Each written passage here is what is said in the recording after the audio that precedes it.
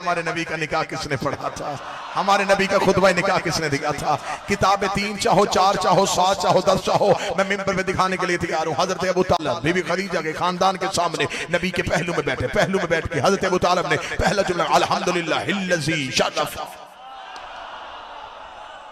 جعلنا من ذریۃ ابراہیم ونسل اسماعیل واحکاما للناس وابن الصفا وابن المروہ وخطب النبیین من راسہ وہذا اخی محمد ابن عبداللہ وہذا شرفا ونبلا وفضلا کثیرا وہذا ہی خدیجہ المعظمہ محترمہ مکرمہ وحق مہر من مالی۔ حضرت ابو طالب نبی اور خدیجہ کے درمیان بیٹھ کے الحمدللہ الحمدللہ الحمدللہ۔ یہاں کراچی بور ہو گیا، یہاں تھک گیا ہے، ابھی قرآن اترنے میں 15 سال باقی ہیں اور ابو طالب کر الحمدللہ الحمدللہ الذی جعلنا من ذریۃ ابراہیم۔ تعریف اس اللہ کی جس نے ہمیں ابراہیم کی نسل میں رکھا، جس نے ہمیں اسماعیل کی ذریت میں رکھا، وَأَحْكَامًا لِلنَّاسِ، اور ہمیں انسانوں کا حاکم بنا کے بھیجا، وَيَبْنَ الصَّفَا وَيَبْنَ الْمَرْوَى۔ ہم صفا کے بیٹے ہیں، ہم مروہ کے بیٹے ہیں، کعبے کی چابی ہمارے گھر پڑی ہوئی ہے، ہم حاجیوں کو کھانا کھلاتے ہیں۔ یہ کہہ کے حضرت ابو طالب کا ھذا اخی محمد ابن عبداللہ، یہ میرے بڑے بھائی عبداللہ کا بیٹا محمد ہے، وَھذا شرفا ونبلا وفضلا کثیرا۔ پورے عرب میں اس سے بڑا امیر کوئی نہیں، پورے عرب میں اس کی فضیلت کا ثانی کوئی نہیں، پورے عرب میں اس سے بہتر شریف کوئی نہیں۔ یہ کہہ کے حضرت ابو طالب نے کہا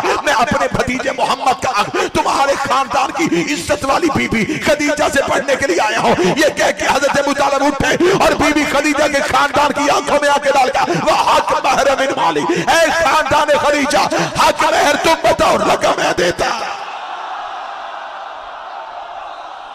حق مہر تم بتاؤ رقم میں دیتا۔ آؤ حضرت ابو طالب سے پوچھے مولا کس خاندان سے کہہ رہا ہے جن کے رستے میں ایرانی قلین بچتے ہیں، جن کے نوکروں کے خیموں کے رستے سونے کے ہیں؟ مولا زمین مانگنی کہاں سے دے گا، آسمان مانگنی کہاں سے دے گا؟ ابو طالب کا گستاخ نہ بن، اللہ نے کائنات میں وہ چیز پیدا ہی نہیں کی جس میں میرے علی کی